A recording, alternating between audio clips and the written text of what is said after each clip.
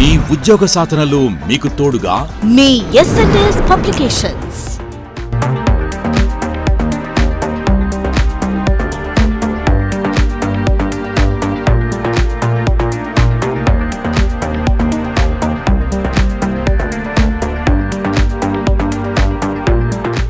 అభ్యర్థులందరికీ నమస్కారం. ముందుగా మీకు మీ కుటుంబ సభ్యులకు ఎస్ఎన్ఎస్ పబ్లికేషన్స్ వారి వినాయక చవితి శుభాకాంక్షలు.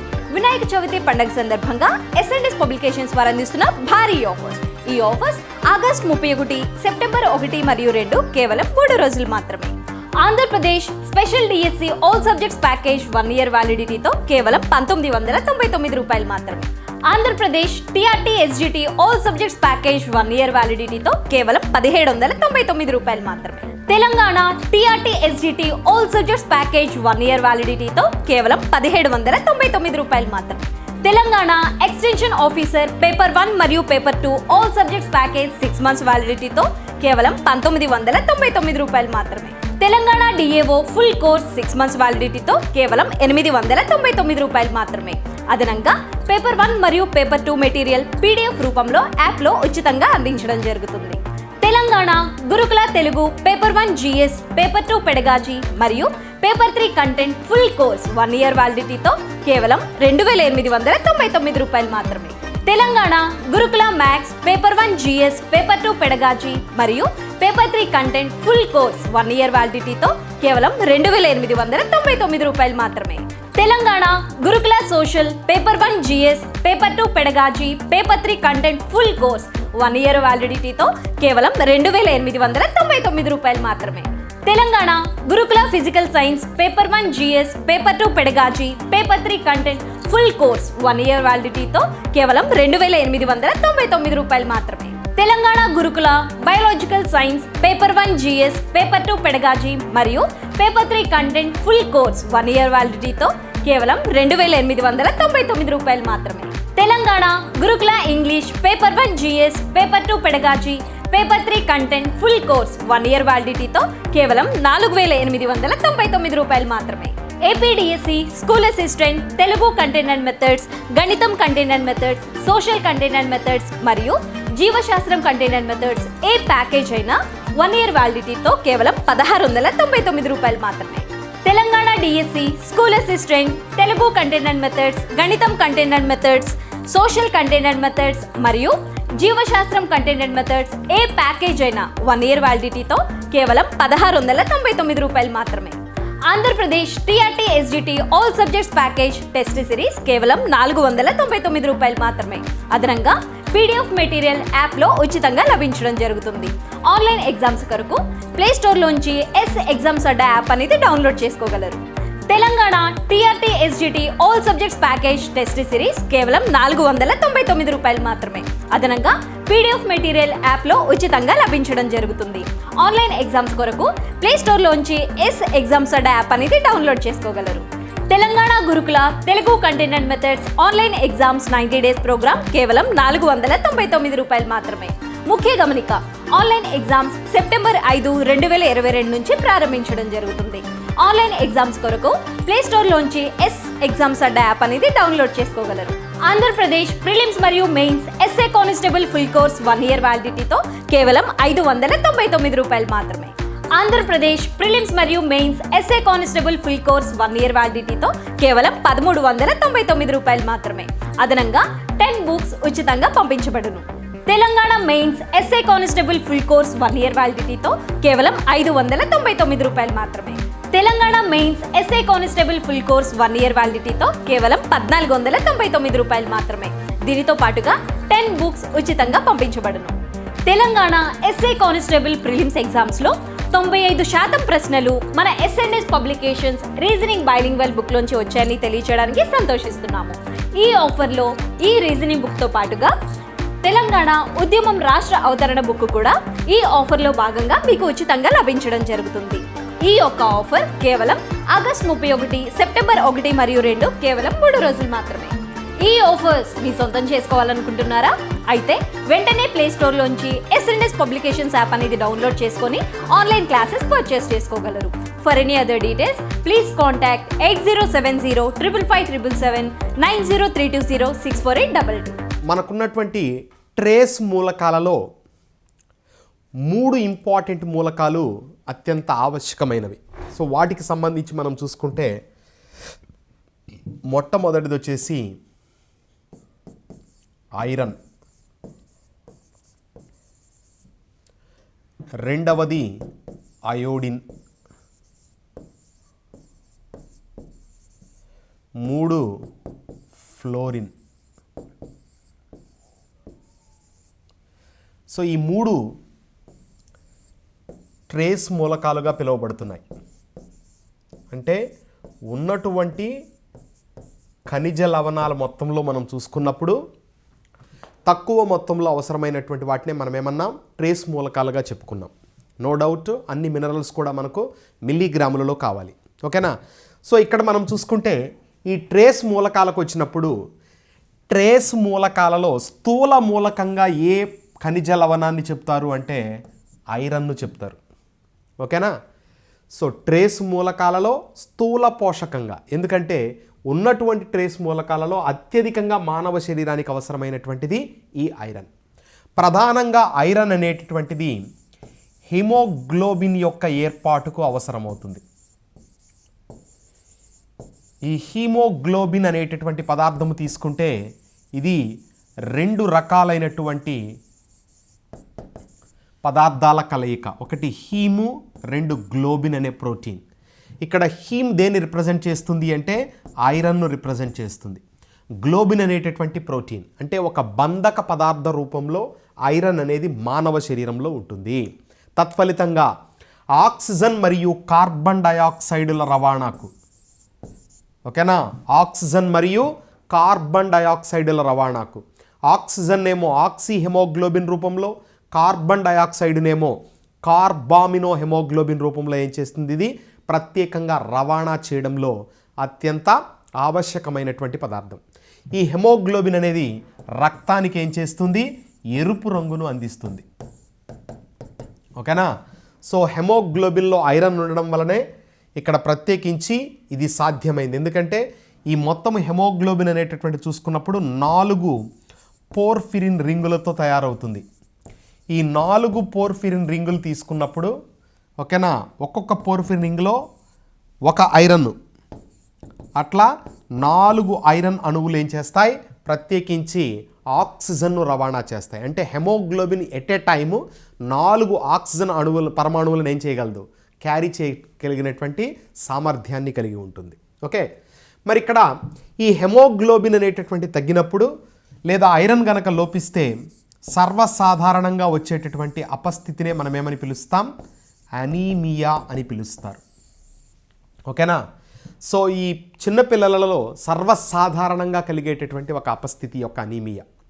అనీమియా పరిస్థితుల్లో ఏం జరుగుతుంది, ఐరన్ యొక్క మోతాదు తగ్గుతుంది, తత్ఫలితంగా హెమోగ్లోబిన్ యొక్క ఏర్పాటు తగ్గుతుంది, తత్ఫలితంగా ఆక్సిజన్ మరియు కార్బన్ డయాక్సైడ్ల రవాణా కుంటుపడుతుంది. అలా ఆక్సిజన్ రవాణా తగ్గిపోయి, అంటే ఆక్సిజన్ హెమోగ్లోబిన్తో కలిసి ఆక్సీ హెమోగ్లోబిన్ ఏర్పడాలి, ఆ పదార్థము యొక్క ఏర్పాటు తగ్గిపోయి అది హైపోక్సియా అనేటటువంటి కండిషన్కు దారితీస్తుంది. హైపోక్సియా ఈజ్ నథింగ్ బట్ లో కాన్సన్ట్రేషన్ ఆఫ్ ఆక్సిజన్. ఓకేనా? సో కోవిడ్ పాండమిక్లో ప్రత్యేకించి మనం గుర్తుంచుకోవాల్సినటువంటి ఇంపార్టెంట్ వర్డ్ ఇది, హైపోక్సియా. ఎందుకు దీనిని హైపోక్సియా అంటున్నామంటే, హైపో అంటే తక్కువ ఆక్సిజన్ లెవెల్స్ అన్నమాట.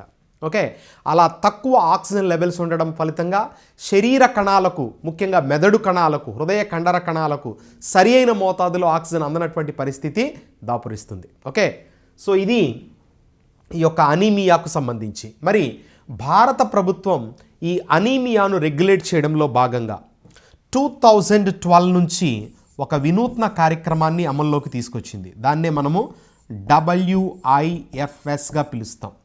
ఓకే, సో ఏంటండి ఈ యొక్క WIFS అంటే?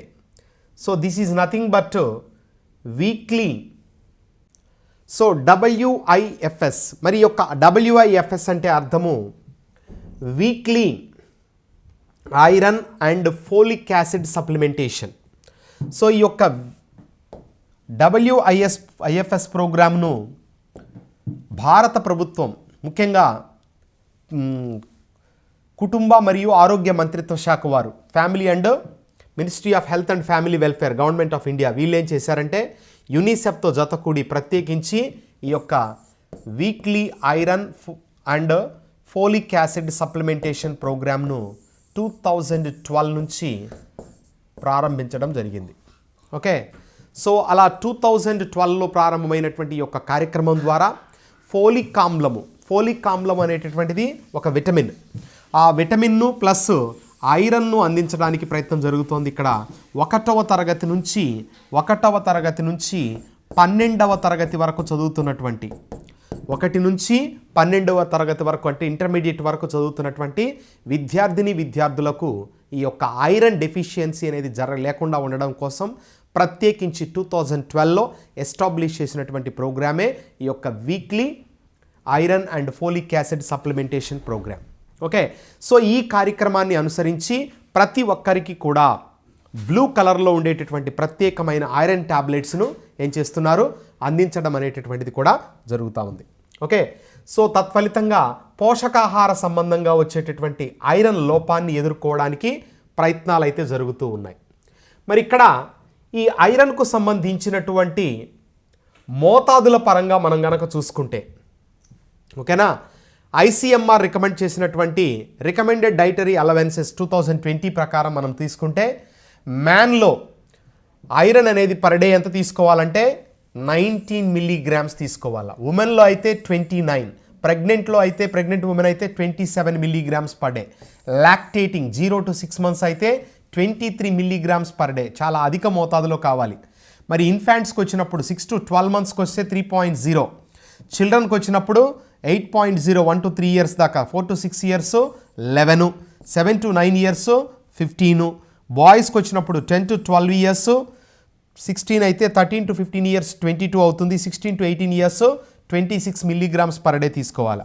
అదే గర్ల్స్కి వచ్చినప్పుడు 10 to 12 years 28 milligrams, 13 to 15 years 30 milligrams, 16 to 18 years 32 milligrams per day ఖచ్చితంగా తీసుకోవాల్సినటువంటి అవసరం. ఇది ICMR రికమెండ్ చేసినటువంటి dietary allowances as per the 2020 report ప్రకారం. ఓకే, సో ఈ విధంగా పర్ డే ఖచ్చితంగా ఐరన్ను తీసుకోవాల్సినటువంటి అవసరం ఉంది, లేకపోతే అది డెఫినెట్గా ఏం జరుగుతుంది, అనీమియాకు దారితీసే పరిస్థితి. మరి ఈ యొక్క అనీమియా నుంచి మనము పరిస్థితులు గనక తీసుకుంటే, అనీమియా అనేటటువంటిది ప్రత్యేకంగా డిఫరెంట్ ఏజ్ గ్రూప్లో డిఫరెంట్ విధంగా ఇది రియాక్షన్ ఉంటుందన్నమాట. ఇక్కడ ఇన్ఫాంట్స్లో అనీమియాకి తీసుకుంటే inadequate iron stores at birth due to low birth weight, పుట్టినప్పుడే తక్కువ బరువుతో పుట్టడం కానీ, సరి అయినటువంటి పోషకాలు తల్లి తీసుకోనప్పుడు కానీ, తర్వాత మల్టిపుల్ బర్త్స్, ఒకే స్త్రీ అనేక సార్లు గర్భం దాల్చడం ద్వారా కూడా ఈ పరిస్థితి కలగవచ్చు. ఓకేనా, తర్వాత infant who is breast fed by mother who is strictly vegetarian, అంటే ప్రత్యేకించి శాకాహారంతో కూడుకున్నటువంటి ఆహారం తీసుకునే స్త్రీ ద్వారా పాలు తీసుకునేటటువంటి చిన్నపిల్లలలో కూడా. Okay, infant who is on milk diet without proper weaning foods, so ప్రత్యేకించి ఆహారం అనేది ఏది అందించకుండా కేవలం పాల మీద మాత్రమే, లేట్ వీనింగ్, అది డిలే అవ్వడం అనమాట. వీనింగ్ అంటే ఇక్కడ పాలు ఇవ్వకుండా ఆపేయడం పిల్లలకి. ఇంపేర్డ్ అబ్జార్ప్షన్ ఆఫ్ ఫోలేట్, ముఖ్యంగా ఫోలిక్ ఆమ్లం అనేది తక్కువగా తీసుకునేటటువంటి పరిస్థితి. తర్వాత డైటరీ డెఫిషియన్సీ ఉండొచ్చు, జన్యుపరంగా కొన్ని లోపాలు. హుక్వామ్ ఇన్ఫెక్షన్స్ ప్రత్యేకించి, తర్వాత ఇన్ఫ్లమేటరీ బ్లడ్ బోవెల్ డిసీజెస్ ప్రత్యేకించి జీర్ణ సంబంధంగా ఉండేటటువంటివి. నెక్స్ట్ నెగ్లెక్షన్ ఆఫ్ ఫీమేల్ చైల్డ్, ముఖ్యంగా ఆడపిల్లలను నిర్లక్ష్యం చేయడం అనేటటువంటి స్వభావం వల్ల కూడా ఈ ప్రత్యేకమైనటువంటి పరిస్థితి దాపురిస్తుంది చైల్డ్హుడ్ స్టేజ్లో. అదే అడోలసెన్స్కి వచ్చినప్పుడు మినార్కీ, మెనోసైకిల్ స్టార్ట్ అవ్వడం ఫీమేల్ అయితే. ఓకేనా, జెండర్ డిస్క్రిమినేషన్, ఇక్కడ కూడా ఆడపిల్లలకు తక్కువగా మగపిల్లలకి ఎక్కువగా చూడడం అనేటటువంటిది. తర్వాత growth spurt with a suboptimal hematopoietic contents అనమాట, అంటే ప్రత్యేకించి రక్తం ఉత్పత్తికి సంబంధించినటువంటి పదార్థాల యొక్క తరుగుదల కావచ్చు. Intensive exercise conditioning. Okay, so competitive athletics కానీ ఐరన్స్ కానీ డిప్లీషన్ రావడం అనమాట దీనిలో, ఎస్పెషల్లీ గర్ల్స్లో. ఓకే, తర్వాత ఎర్లీ మ్యారేజ్ విత్ ప్రెగ్నెన్సీ, ఇటువంటి వాటి వల్ల అడోలసెన్స్లో మనకు ఐరన్ డెఫిషియన్సీ అనేది కలిగి అనీమియాకు దారితీస్తుంది. ఓకేనా.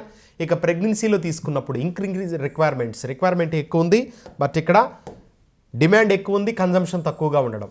ఓకేనా. తర్వాత ఇంక్రీజ్డ్ ప్యారిటీ, ఎదుగుతున్నటువంటి బిడ్డకు తల్లికి కంపేర్ చేసుకున్నప్పుడు లో మ్యాటర్నల్ ఏజ్, తక్కువ వయసు ఉండడం గర్భిణీ స్త్రీకి. ఓకేనా. సో తర్వాత cultural beliefs, taboos and inappropriate food practices, infections which may interfere with intake and absorption assimilation of various types of nutrients. ఇక ఓల్డ్ ఏజ్కి వచ్చినప్పుడు ప్రెగ్నెన్సీ రిలేటెడ్ కాంప్లికేషన్స్ కంటిన్యూ అవడం, డైటరీ డెఫిషియన్సీ. ఓకేనా. యాట్రోఫిక్ గ్యాస్ట్రైటిస్, ప్రత్యేకించి జీర్ణ సంబంధ సమస్యలు. తర్వాత blood loss, gastrointestinal blood loss కానీ, పెప్టిక్ అల్సర్స్ కానీ, సైకలాజికల్ ప్రాబ్లమ్స్ కానీ, పూర్ అబ్జార్ప్షన్ ఆఫ్ ఐరన్ కానీ, ఇవన్నీ కూడా ఓల్డ్ ఏజ్లో అనీమియాకు దారితీస్తున్నాయి.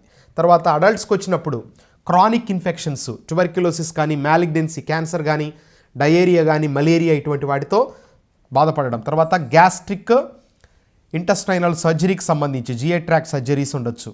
ఓకే. తర్వాత మానవుని యొక్క చిన్న ప్రేగులో ఉండేటటువంటి చూషకాలు, విల్లైలో డెఫిషియన్సీ ఉండవచ్చు. సో ఈ యొక్క విల్లై అనేటటువంటి స్ట్రక్చర్స్లో స్ట్రక్చరల్ డెఫిషిట్ అనేది ఉన్నప్పుడు, లేదా స్ట్రక్చరల్ ప్రాబ్లమ్స్ అనేవి ఉన్నప్పుడు ఖచ్చితంగా ఐరన్ శోషణ అనేటటువంటిది. తర్వాత ప్రత్యేకించి పోషకాల పరంగా చూసుకున్నప్పుడు విటమిన్ సి పుష్కలంగా ఉన్నటువంటి ఆహారాలు తినకపోవడం, తర్వాత ఆకుకూరలు ఎక్కువగా తీసుకోకపోవడం, ఇలాంటి వాటి వల్ల ప్రత్యేకించి మనకు ఈ యొక్క ఐరన్ డెఫిషియన్సీ అనేటటువంటిది తలెత్తుతుంది. మరి ఇది రాకుండా ఉండాలంటే ఖచ్చితంగా ఐరన్ అధికంగా ఉన్నటువంటి ఫుడ్స్ని మనము తీసుకోవాలి. సో ప్లాంట్ ఫుడ్ తీసుకున్నప్పుడు గార్డెన్ క్రీస్ సీడ్స్ అంటారు. ఆల్మోస్ట్ మనం వీటికి ఏం చెప్పుకోవచ్చు అంటే ఆల్మండ్ అనమాట. ఓకేనా. బాదం పప్పు. సో జింజెల్లీ సీడ్స్ బ్లాక్లో తీసుకున్నప్పుడు, తర్వాత గోగు leaves red, amaranth seeds black, tamarind pulp, horse gram, curry leaves, mint leaves, moth bean, quinoa, తర్వాత బాజ్రా, కొరియాండర్ లీవ్స్, ఇలా మనం చూసుకున్నప్పుడు వీటిలో అత్యధికంగా మనకు గార్డెన్ క్రీస్ సీడ్స్ అంటే ఆల్మండ్లో అధికంగా దొరుకుతుంది అనమాట ప్లాంట్ ప్రోడక్ట్స్లో. తర్వాత జింజెల్లీ సీడ్స్ బ్లాక్ వస్తాయి. తర్వాత యానిమల్ ఫుడ్స్కి వచ్చినప్పుడు హీమ్ రూపంలో, అంటే కండరాల్లో ప్రత్యేకంగా ఐరన్ ఉంటుంది. దట్ ఈస్ కాల్డ్ మయోగ్లోబిన్ రూపంలో హిమోగ్లోబిన్ ఉంటుంది అనమాట. దాన్ని నేరుగా తీసుకునే పరిస్థితి. పోర్క్ లివర్లో 20.7, బీఫ్ కానీ తీసుకున్నప్పుడు 16.2, ఎగ్ యోక్లో 3.1. ఓకేనా. ఇట్లా ప్రత్యేకించి మనకు ట్యూనాలో 1.6, మెకరల్ ఫిష్లో 1.4, క్రాబ్లో 1.1 milligrams of per 100 grams meet మనం చూసుకున్నప్పుడు ఈ లెవెల్స్ అనేటటువంటివి ప్రత్యేకించి ఐరన్ పరంగా మనకు ఉంటాయి. ఓకేనా. సో కాబట్టి ఇక్కడ ఐరన్ కంటెంట్లో మనం ప్లాంట్ పరంగా చూసుకున్నప్పుడు లీఫీ వెజిటేబుల్స్ అధికంగా తీసుకోవడం ద్వారా ఈ యొక్క డెఫిషియన్సీని అడ్డుకోవడానికి అవకాశం ఉంటుంది. మరి మనకున్నటువంటి కార్యక్రమాలన్నీ కూడా ఈ చైల్డ్ డెవలప్మెంట్ ప్రాజెక్ట్ ఆఫీసర్ పరంగా మనం చూసుకున్నప్పుడు డెఫినెట్గా, తర్వాత ఈ యొక్క అంగన్వాడీ సూపర్వైజర్ పరంగా చూసుకున్నప్పుడు కూడా ప్రత్యేకించి ఈ అనీమియా అనేటటువంటిది చాలా ఇంపార్టెంట్ అంశం. ఓకే. సో కాబట్టి దీని యొక్క బారిన పడకుండా చిన్నపిల్లలను కాపాడడమే ప్రధాన ఉద్దేశంగా మన యొక్క డ్యూటీ అనేటటువంటిది ఉంటుంది. కాబట్టి ఖచ్చితంగా ఈ అనీమియా పరంగా, ఐరన్ పరంగా మనము పూర్తి సమాచారాన్ని అందిపుచ్చుకోవాల్సినటువంటి అవసరం ఉంటుంది. ఓకే. సో దిస్ ఈజ్ మొట్టమొదటి ఇంపార్టెంట్ ట్రేస్ మూలకాలలో స్థూల పోషకంగా చెప్పుకునేటటువంటి ఐరన్కు సంబంధించి. ఇక నెక్స్ట్ వచ్చేసి అయోడిన్. సో ఈ యొక్క అయోడిన్ గనక వస్తే, అయోడిన్ అనేటటువంటిది మనకున్నటువంటి డైటరీ ఆస్పెక్ట్స్లో అనదర్ ఇంపార్టెంట్ ట్రేస్ ఎలిమెంట్గా చెప్పబడేటటువంటిది. సో ఈ యొక్క అయోడిన్కి వచ్చినప్పుడు మానవ శరీరంలో అయోడిన్ అనేటటువంటిది ఏ విధంగా సహకరిస్తుంది లేదా ఏ విధంగా ఉపయోగపడుతుంది? సో నార్మల్ గ్రోత్ ప్రాసెస్ అంటే సాధారణ పెరుగుదల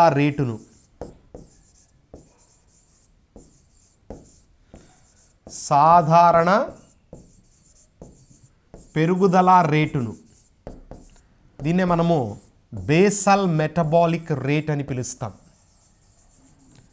బేసల్ మెటబాలిక్ రేట్. సో దీన్నే బిఎంఆర్ అనేటటువంటి పేరుతో పిలుస్తారు.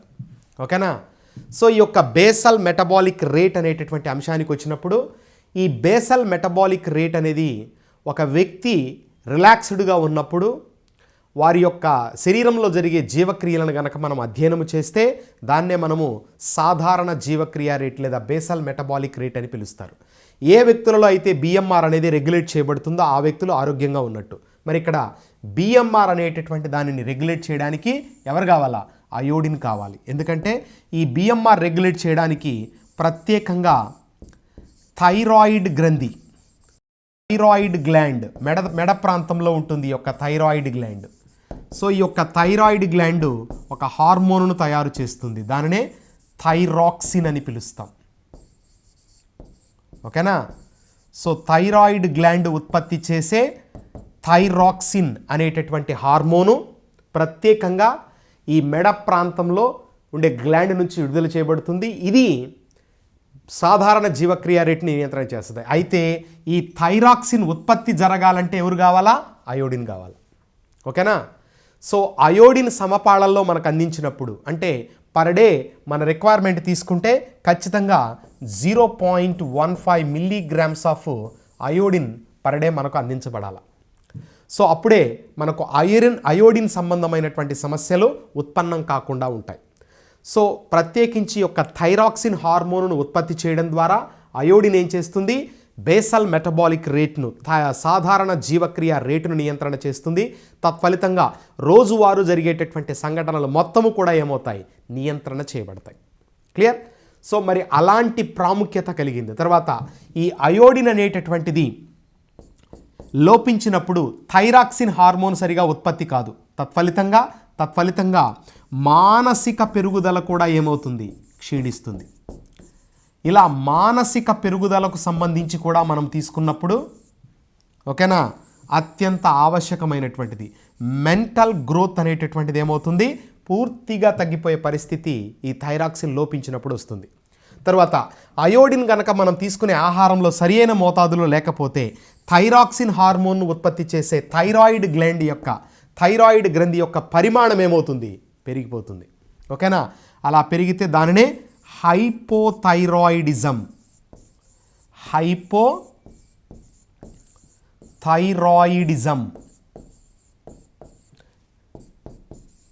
ఓకేనా? హైపోథైరాయిడిజం దీన్నే ఏమని పిలుస్తాము? సామాన్య గాయిటర్, సింపుల్ గాయిటర్ అని కూడా పిలుస్తారు. హైపోథైరాయిడిజం లేదా సామాన్య గాయిటర్, సింపుల్ గాయిటర్ అని పిలుస్తారు. ఓకేనా? సో సింపుల్ గాయిటర్, సామాన్య గాయిటర్ అని అంటాము. ఇక్కడ ప్రత్యేకించి అయోడిన్ లోపం వలన థైరాయిడ్ గ్లాండ్ యొక్క పరిమాణం ఏమవుతుంది? పెరిగిపోయి ఈ మెడంతా కూడా వాచిపోయినట్లుగా మనకు కనబడుతుంది. ఓకే, ఆ పరిస్థితిని ఏమంటారు? ఈ హైపోథైరాయిడిజం లేదా సామాన్య గాయిటర్ అని పిలుస్తారు. మరి ఇంతటి ప్రాముఖ్యత అయోడిన్కు ఉంది కాబట్టే పోషకాహార సంబంధంగా అయోడిన్ను నివారించాలన్న ఉద్దేశంతో భారత ప్రభుత్వం మొట్టమొదటిగా ఏ ఖనిజ లవణానికి సంబంధించి చట్టము చేసింది అంటే అయోడిన్ సంబంధం. అర్థమైందా? సో కాబట్టి చట్టబద్ధ ఖనిజ లవణముగా ఏ ఖనిజ లవణాన్ని పిలుస్తారు అంటే అయోడిన్ను పిలుస్తారు. ప్రపంచ ఆరోగ్య సంస్థ వారు ప్రిస్క్రైబ్ చేసినటువంటి నామ్స్ను బేస్ చేసుకొని, ఎందుకంటే పర్ డే మనకు 1 to 1.5 మిల్లీగ్రామ్స్ కంటే తగ్గకుండా ఖచ్చితంగా అయోడిన్ అనేటటువంటిది కావాలి. మరి అయోడిన్ మనం తీసుకుంటే అంటే ఇక్కడ 1 to 1.5 ఏందనేది ఇప్పుడు చెప్తాను మీకు. 1 to 1.5 అనే దాని పరంగా చూసుకున్నప్పుడు అయోడిన్ ఖచ్చితంగా మనకు పర్ డే అయితే 0.15 మిల్లీగ్రామ్స్ అన్నాను. మరి ఈ వాల్యూ ఏంటి అంటే అయోడిన్కు బెస్ట్ వనరు ఏమిటి అంటే గ్రౌండ్ వాటర్, భూగర్భ జలం.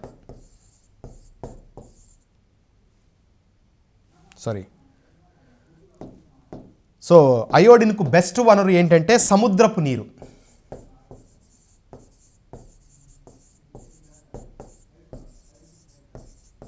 ఓకేనా?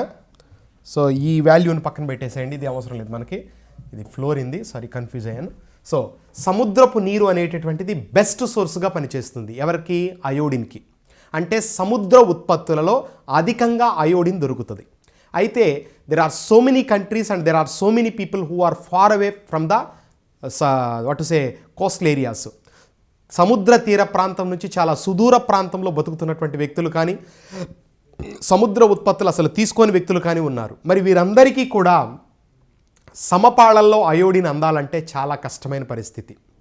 మరి దీనిని దృష్టిలో ఉంచుకొని ఓకేనా, ఇక్కడ ప్రత్యేకంగా మనం చూసుకున్నప్పుడు అయోడిన్ డెఫిషియన్సీ డిసీజెస్ను ఐడిడి అంటారు. అయోడిన్ డెఫిషియన్సీ డిసీజెస్ ఓకేనా. సో అయోడిన్ సంబంధంగా అయోడిన్ కొరత వలన, అయోడిన్ న్యూనత వలన పోషకాల పరంగా చూసుకున్నప్పుడు మనం తీసుకునే ఆహార పరంగా కొన్ని రకాల వ్యాధులు అనేటటువంటివి కలుగుతున్నాయి. మరి దీనిని దృష్టిలో ఉంచుకొని ఈ యొక్క అయోడిన్ డెఫిషియన్సీ డిసీజెస్ను రెగ్యులేట్ చేయడంలో భాగంగా ప్రపంచ ఆరోగ్య సంస్థ వారు సూచించినటువంటి నామ్స్ను బేస్ చేసుకొని ఏం చేస్తున్నారు, అయోడిన్ను సాధారణ ఉప్పుతో కలిపి ఓకేనా, కామన్ సాల్ట్తో కలిపి మనకు అందిస్తున్నారు. సో ఈ విధంగా కామన్ సాల్ట్కు అయోడిన్ కలిపితే ఆ సాల్ట్నే అయోడైజ్డ్ సాల్ట్ అని పిలుస్తారు. Okay, iodised salt. సో ఈ అయోడైజ్డ్ సాల్ట్లో ప్రపంచ ఆరోగ్య సంస్థ వారి సూచనల ప్రకారం 15 ppm కంటే, ppm అంటే పార్ట్స్ పర్ మిలియన్స్ అంటారు. సో 15 ppm కంటే తగ్గకుండా, okay, it should not be less than 15 ppm కంటే తగ్గకుండా ఏం కలపాలా, అయోడిన్ను కామన్ సాల్ట్కు కలిపి ప్రత్యేకంగా అందించాలి. అందుకనే ఆ సాల్ట్ను అయోడైజ్డ్ సాల్ట్ అని పిలుస్తారు. మొట్టమొదటి ఫ్రీ ఫ్లోయింగ్ అయోడైజ్డ్ సాల్ట్ వచ్చేసి కెప్టెన్ కుక్ సాల్ట్. ఆ కెప్టెన్ కుక్ సాల్ట్లో అయోడిన్ పరిమాణము తగ్గడం ద్వారా దాన్ని బ్యాన్ చేశారు. దాని ప్లేస్లోనే ప్రత్యేకించి మనకి ఇక్కడ టాటా సాల్ట్ అనేది ప్రస్తుతం అందుబాటులోకి తీసుకొచ్చారు. ఓకేనా. సో ఈ చట్టం ప్రకారం ప్రత్యేకంగా ఉప్పులో అయోడిన్ను కలపాలి కాబట్టి ఏ ఉప్పులో అయితే అయోడిన్ శాతము తక్కువగా ఉంటుందో ఆ ఉప్పును భారత ప్రభుత్వం ఏం చేయగలదు, బ్యాన్ చేసేటటువంటి హక్కును కూడా కలిగి ఉంది. ఓకేనా. తర్వాత ఈ యొక్క అయోడిన్కు సంబంధించి మరొక ఇంపార్టెంట్ అంశం ఏమిటి అంటే, కామన్ సాల్ట్తో అయోడిన్ను కలిపి చేర్చడం ద్వారా అయోడిన్ డెఫిషియన్సీ డిసీజెస్ను రెగ్యులేట్ చేయొచ్చు అనే విషయాన్ని మనకు తెలియచేసినటువంటి ఒక గొప్ప వ్యక్తి డాక్టర్ వెంకటేష్.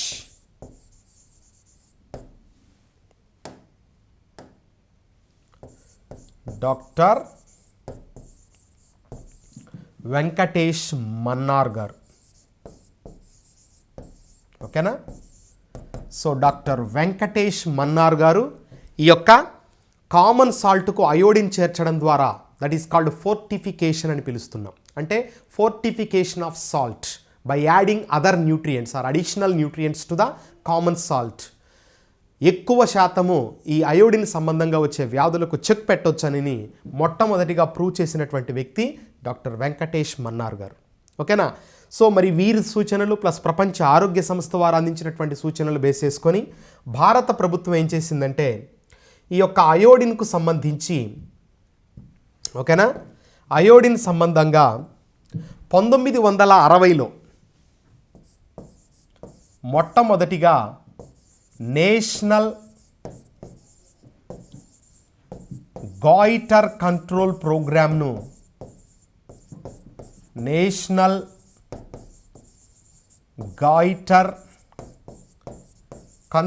ప్రోగ్రామ్ను డిజైన్ చేసింది.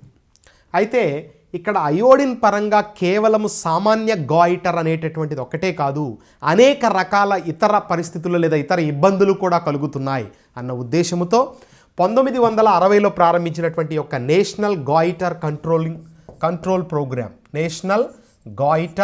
కంట్రోల్ ప్రోగ్రామ్ను రీడిజైన్ చేస్తూ 1992 నుంచి ఓకేనా ఐడిడిగా iodine deficiency diseases control programme పేరిట ఏం చేస్తున్నారు, అమలు చేయడం అనేటటువంటిది జరిగింది. ఓకే. సో 1960లో నేషనల్ గాయిటర్ కంట్రోల్ ప్రోగ్రామ్ను 1992 ఏప్రిల్లో ఏం చేశారు, ఐడిడిగా అయోడిన్ డెఫిషియన్సీ డిసీజెస్ కంట్రోల్ ప్రోగ్రామ్గా మార్చి ప్రత్యేకంగా ప్రస్తుతం భారతదేశంలో అమలు చేస్తూ చట్టబద్ధంగా ఖచ్చితంగా ఈ ఖనిజ లవణాన్ని అందరికీ అందుబాటులోకి తీసుకురావడానికి ప్రయత్నాలు జరుగుతున్నాయి. మరి సముద్ర ఉత్పత్తుల పరంగా బెస్ట్ సోర్స్ మీకు అయోడిన్ పరంగా చెప్పుకున్నాం. మరొక సముద్ర ఉత్పత్తే కెల్ప్స్ అని పిలుస్తారు. సముద్రంలో పెరిగేటటువంటి ఒక రకమైనటువంటి కలుపు మొక్కలనే ఏమంటాం? కెల్ప్స్ అని పిలుస్తాం. Okay, so kelps are nothing but a group of brown algae. So గోధుమ వర్ణ శైవలాలు అంటారు. ఈ శైవలాలు లేదా ఆల్గే అంటే పాచి అని అర్థం అండి. తొట్టి దగ్గర వాటి దగ్గర పెరుగుతూ చూడండి, అదే. సో ఆ శైవలాలను ప్రత్యేకంగా గోధుమ వర్ణంలో ఉంటాయి. ఈ గోధుమ వర్ణ శైవలాలనే సమూహాలనే మనం ఏమంటాము? కెల్ప్స్ అని పిలుస్తారు. ఈ కెల్ప్స్ అనేది అయోడిన్కు బెస్ట్ వనరుగా పనిచేస్తుంది. అన్ని సముద్ర ఉత్పత్తులలో, సముద్రపు నీటిలో అయోడిన్ పుష్కలంగా దొరుకుతుంది. కానీ అందరూ తీసుకోవట్లేదు కాబట్టి ఏం చేస్తున్నారు? కామన్ సాల్ట్తో అయోడిన్ను కలిపి అందిస్తూ ఉన్నారు. Clear? So that is this important అనమాట. సో మరి ప్రపంచవ్యాప్తంగా మానసిక రుగ్మతను కలిగించడంలో ఏ ఖనిజ లవణము ఇంపార్టెంట్ అంటే మాత్రం అయోడిన్ గుర్తుపెట్టుకోవాలి. భారతదేశంలో ఏ ఖనిజ లవణానికి లేదా ఏ ఖనిజ లవణాన్ని చట్టబద్ధ ఖనిజ లవణంగా పిలుస్తారు అంటే అయోడిన్ గుర్తుంచుకోవాలి. తర్వాత ఈ ప్రోగ్రామ్స్, తర్వాత దీనికి సంబంధించిన వనరులు కెల్ప్స్ కానీ, తర్వాత సముద్రపు ఉత్పత్తులు కానీ. క్లియర్? ఇక అయోడిన్ మనకేం చేస్తుంది అనేది మనం ఆల్రెడీ చెప్పుకున్నాం. థైరాయిడ్ గ్రంథి నుంచి థైరాక్సిన్ హార్మోన్ ఉత్పత్తిలో ఇది అత్యంత కీలక పాత్రను పోషిస్తుందని చెప్పుకున్నాం. రైట్? ఇది ఈ అయోడిన్కు సంబంధించి తర్వాత వెంకటేష్ మన్నార్ గారు కూడా మనం ప్రత్యేకంగా గుర్తుపెట్టుకోవాలి. ఇక నెక్స్ట్ అయోడిన్ తర్వాత ట్రేస్ మూలకంగా మనం చెప్పుకునేది ఏంటండి? ఫ్లోరిన్. సో ఏంటి యొక్క ఫ్లోరిన్ ఎక్కడ ఉంటుంది? మనము కాల్షియం గురించి చెప్పుకున్నప్పుడు దంతాలు, ఎముకలు వీటిలో కాల్షియం ఉంటుందని చెప్పుకున్నాం. మరి దంతాలలో డెంటైన్ అనేటటువంటి పదార్థం ఉంటుంది. ఓకేనా? సో ఈ దంతాలకు సంబంధించి చేసే అధ్యయనాన్ని ఓడంటాలజీ అని పిలుస్తారు. ఓడోంటోబ్లాస్ట్లు అనేటటువంటి కణాల సహాయముతో దంతం అనేటటువంటిది తయారవుతుంది. ప్రత్యేకంగా దంతము ఏర్పాటుకు, ఓకేనా, దంతము ఏర్పాటుకు తీసుకుంటే డెంటైన్ అనే పదార్థము కావాలా. సో ఫ్లోరిన్ పరంగా వచ్చినప్పుడు దంతాలు దేంతో తయారవుతాయి అనుకున్నాం? డెంటైన్ అనేటటువంటి పదార్థముతో. ఓకేనా? తర్వాత ఈ డెంటైన్ పై ఉన్నటువంటి పింగాణి పూతను ఏమని పిలుస్తారు? ఎనామిల్ అని పిలుస్తారు.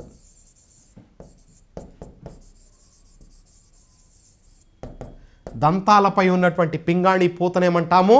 ఎనామెల్ అని పిలుస్తాము. ఈ యొక్క ఎనామిల్ అనేటటువంటి పదార్థము యొక్క ఏర్పాటుకు ఎవరు కావాలా? ఫ్లోరిన్ కావాలా. సో దంతము పైన ఎనామిల్ వచ్చినప్పుడే ఈ డెంటైను, అందులో ఉన్నటువంటి రక్తనాళాలు, నాడులు మొత్తం కూడా ఏమవుతాయి? క్లోజ్ అయిపోతాయి. తత్ఫలితంగా ఎనామిల్ అనేది దంతానికి ఏం చేస్తుంది? దృఢత్వాన్ని ఇస్తుంది, దంతక్షయాన్ని అడ్డుకుంటుంది. అయితే ఈ దంతక్షయం జరగకుండా ఎనామిల్ సక్రమంగా ఏర్పడాలి అంటే ఎవరు కావాలా? ఫ్లోరిన్ కావాలి. ఓకేనా? మరి ఫ్లోరిన్ యొక్క వనరు, ఫ్లోరిన్ ఎక్కడ దొరుకుతుంది సఫిషియెంట్గా అంటే భూగర్భ జలంలో దొరుకుతుంది. ఓకేనా? So it will be available in the ground water. The best source for fluorine is ground water. మరి భూగర్భ జలంలో మరి ఫ్లోరిన్ ఉంది కదా, మరి ఇంకా మనకు ప్రాబ్లం ఏంటి? మనం అన్ని గ్రౌండ్ వాటరే కదా తీసుకుంటున్నాం అంటే రోజు రోజుకి గ్రౌండ్ వాటర్ లెవెల్ ఏమైపోతుంది? తగ్గడం ఒకటైతే కాలుష్యకాలు చేరడం ద్వారా కలుషితం అయిపోతుంది వాటర్. తత్ఫలితంగా నేరుగా ఆ వాటర్ను మనం గ్రౌండ్ నుంచి తీసుకొని యూజ్ చేసుకోలేని పరిస్థితికి వచ్చేస్తున్నాం. చాలా పట్టణ ప్రాంతాలలో నీటి కొరత అనేటటువంటిది వేధిస్తూ ఉన్నటువంటి ప్రస్తుత తరుణం. మరి ఇప్పుడు మనం ఏం చేస్తున్నాం? ప్యాకేజ్డ్ వాటర్, ఓకేనా, మినరల్ వాటర్ మీద డిపెండ్ అవుతున్నాం. సో ఈ యొక్క మినరల్ వాటర్ అనేటటువంటిది ఎటువంటి మినరల్స్ లేకుండా ఉన్నటువంటి వాటర్. ఇక్కడ ఏం చేస్తారు? ఆ నీటిలో ఉన్నటువంటి సాల్ట్స్ను తొలగించడం ద్వారా నీటి యొక్క తీయదనాన్ని లేదా రుచిని పెంచుతారు. తత్ఫలితంగా మనం ఏమనుకుంటాం? ఆ వాటర్ తాగితే మనకు ఫుల్గా మినరల్స్ పోతాయి అనుకుంటాం. But mineral water is the only water without any mineral మనం గుర్తుపెట్టుకోవాలి. అర్థమైందా? సో అలాంటి వాటర్ను మనం ఇప్పుడు ఎక్కువగా యూజ్ చేస్తున్నాం. తత్ఫలితంగా ఇటువంటి ఖనిజ లవణాల యొక్క కొరత దాపురించి ప్రస్తుతం మనం ఎదుర్కొంటున్నటువంటి పెద్ద విపత్తు ఏంటి అంటే దంతాల పరంగా ఎనామిల్ను కోల్పోయి మనకు జివ్వుమని సంవేదనలు, సెన్సోడైన్ పేస్ట్ అడ్వర్టైజ్మెంట్ కూడా చూసుంటారు. సో అలాంటి పరిస్థితి కలుగుతూ ఉంది. ఓకేనా? మరి ఈ ఫ్లోరిన్ అనేటటువంటిది ఎనామిల్ ఏర్పాటుకు కావాలా? భూగర్భ జలంలో ఎక్కువగా ఉంది. ఓకే, బట్ దీని యొక్క లెవెల్స్ ప్రపంచ ఆరోగ్య సంస్థ వారి సూచనల ప్రకారం 1 to 1.5 అంటే ఆల్మోస్ట్ లెస్ దాన్ 1 కంటే తక్కువగా మనకు ఈ యొక్క ఫ్లోరిన్ అనేది తాగే నీటిలో ఉండాలి. ఒకవేళ అంతకన్నా పెరిగిందనుకోండి ఖచ్చితంగా అది కొన్ని రకాల ఇబ్బందులు కలిగిస్తుంది.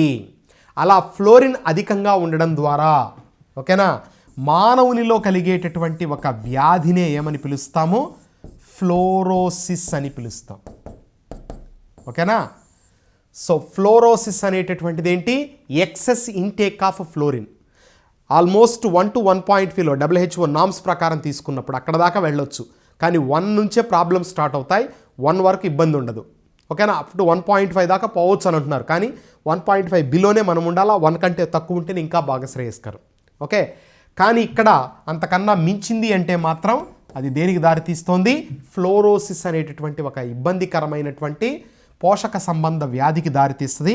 ఈ యొక్క ఫ్లోరోసిస్లో ఏమవుతుందండి, దంతాలు పసుపు రంగులోకి మారడం, ఎముకలు పెళుసుగా మారడం అనేటటువంటి పరిస్థితి. కాల్షియం కార్బోనేట్ స్థానంలో కాల్షియం ఫ్లోరైడ్ అనేటటువంటిది ఏర్పడడం ద్వారా ఎముకలు పెళుసుగా మారుతాయి. మరి ఈ యొక్క ఫ్లోరోసిస్ను అడ్డుకోవాలి అంటే ఖచ్చితంగా మనము త్రాగేటటువంటి నీటిలో అధికంగా ఫ్లోరిన్ ఉండకుండా చూసుకోవాలి. అయితే మనం అది చేయలేని పరిస్థితి కాబట్టి ఏ ప్రాంతాలలో అయితే ఫ్లోరిన్ అధికంగా ఉందో ఆ ప్రాంతాలలో ఈ ఫ్లోరిన్ను తొలగించిన వాటర్ను మనము వాడుకోవాల్సినటువంటి పరిస్థితి. మరి దాని పరంగా చూసుకున్నప్పుడు 1937లో జరిపినటువంటి అధ్యయనం ప్రకారం ఏం జరిగింది, ఆంధ్రప్రదేశ్ రాష్ట్రంలోని ప్రకాశం డిస్టిక్లో, ప్రకాశం జిల్లాలోని దర్శి, పొదిలి ఇటువంటి ప్రాంతాలలో అధికంగా ఫ్లోరిన్ ఉండడాన్ని గుర్తించారు. ఇదే సంవత్సరంలో తెలంగాణ రాష్ట్రంలోని నల్గొండ జిల్లాలో, ఓకేనా, తెలంగాణ రాష్ట్రంలోని నల్గొండ జిల్లాలో కూడా అధికంగా ఫ్లోరిన్ ఉన్నట్టు గుర్తించారు. దాదాపు 4.5 నుంచి 7.5 అబౌవ్ దాకా మనకి ఇక్కడ ఫ్లోరిన్, ఆల్మోస్ట్ ఏషియాలోనే అత్యధిక ఫ్లోరిన్ ఉన్నటువంటి ప్రాంతముగా ఈ నల్గొండ జిల్లాను చెప్తారు. ఓకే. సో అంతటి అధిక ఫ్లోరిన్ వాటర్లో ఉండడం అనేటటువంటిది మనము తెలంగాణ రాష్ట్రంలోని నల్గొండ జిల్లా, ఆంధ్రప్రదేశ్ రాష్ట్రంలోని ప్రకాశం జిల్లాలో ఉన్నటువంటి దర్శి, పొదిలి ఈ ప్రాంతాలు. ఓకే. ఇక్కడ అధికంగా ఫ్లోరిన్ అనేటటువంటిది గుర్తించడం జరిగింది. మరి ఈ ఫ్లోరిన్ అనేది ఫ్లోరోసిస్ వ్యాధిని కలిగిస్తోంది. దంతాలు పసుపు రంగులో, ఎముకలు పెళుసు అని అంటున్నాం. మరి ఈ ఫ్లోరిన్ అనేటటువంటిది ఇంకా మోతాదు పెరిగితే ఇదేమన్నా ప్రాణాంతకమా అంటే ఖచ్చితంగా ప్రాణాంతకం అవుతుంది. మరి దీని పరంగా మనం చూసుకున్నప్పుడు ఫ్లోరిన్ యొక్క లెవెల్స్ అనేటటువంటిది ఏ విధంగా ఉంటే ఎటువంటి ఇబ్బందికర పరిస్థితులు మనకు దాపురిస్తాయి అనేటటువంటిది మనం ఈ యొక్క ఫ్లో చార్ట్లో చూడొచ్చు. 1.50 మిల్లీగ్రామ్స్ పర్ లీటర్ ఉంటే దంతక్షయము, దంతాల పైన ఎనామిల్ ఏమవుతుంది, క్షీణిస్తుంది. తత్ఫలితంగా దంతాలు పసుపు రంగులోకి మారతాయి. ఇది ఫస్ట్ కండిషన్. ఒకవేళ 2 మిల్లీగ్రామ్స్ పర్ లీటర్ ఉందనుకోండి, దంతాలపై పసుపు రంగు చుక్కలు, చారలు ఏర్పడతాయి. డెంటల్ ఫ్లోరోసిస్ అనేటటువంటిది కలుగుతుంది. ఓకేనా. ఇక 5 మిల్లీగ్రామ్స్ పర్ లీటర్ తీసుకుంటే ఎముకలు మెత్తబడడం, దీన్నే మనము ఆస్టియోఫ్లోరోసిస్ అని పిలుస్తాం. 2 మిల్లీగ్రామ్స్ ఉంటే అది డెంటల్ ఫ్లోరోసిస్ అంటున్నాం. 5 మిల్లీగ్రామ్స్ ఉంటే ఆస్టియోఫ్లోరోసిస్గా పిలుస్తున్నాం. 8 మిల్లీగ్రామ్స్ ఉంటే అస్థిపంజర ఫ్లోరోసిస్, స్కెలిటల్ ఫ్లోరోసిస్గా పిలుస్తారు. 20 to 80 మిల్లీగ్రామ్స్ పర్ లీటర్ ఉంటే థైరాయిడ్ ఫ్లోరోసిస్గా పిలుస్తారు. 100 మిల్లీగ్రామ్స్ పర్ లీటర్ ఉంటే నడుములు వంగిపోవడం అనేటటువంటిది జరుగుతుంది. 125 మిల్లీగ్రామ్స్ ఉంటే కిడ్నీ ఫ్లోరోసిస్గా, మొత్తం మూత్రపిండాలు దెబ్బతింటాయి. ఇక 252 అబౌవ్ 250 తీసుకున్నప్పుడు ఖచ్చితంగా అది మరణానికి దారితీస్తుంది.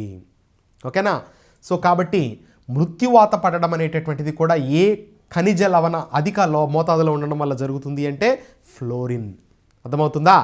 సో మరి ఇలాంటి ఫ్లోరోసిస్ వ్యాధిని అడ్డుకోవాలంటే, దాన్ని నివారించాలంటే మనం ఎటువంటి జాగ్రత్తలు తీసుకోవాలి?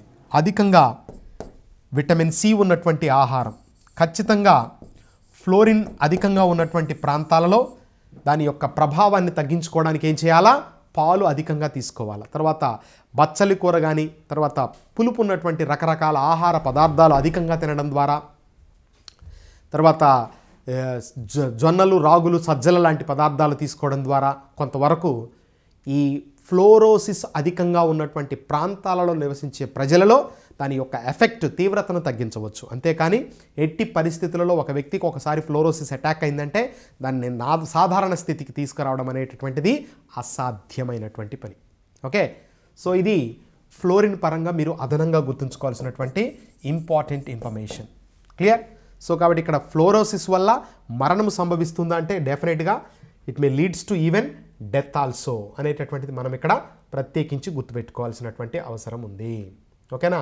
ఇదండి ఈ యొక్క 3 సూక్ష్మ మూలకాలకు సంబంధించి, సూక్ష్మ ఖనిజ లవణాలకు సంబంధించి మనం చూసుకున్నప్పుడు ఐరన్ను, అయోడిన్ను, ఫ్లోరిన్కు సంబంధించి. ఓకేనా? సో ఈ 3 కూడా ఎగ్జామ్ పాయింట్ ఆఫ్ వ్యూలో కానీ ఇటు పోషకాహార సంబంధంగా కానీ మనం చాలా ఇంపార్టెంట్గా గుర్తుంచుకోవాల్సినటువంటి ఇంపార్టెంట్ ట్రేస్ మినరల్స్.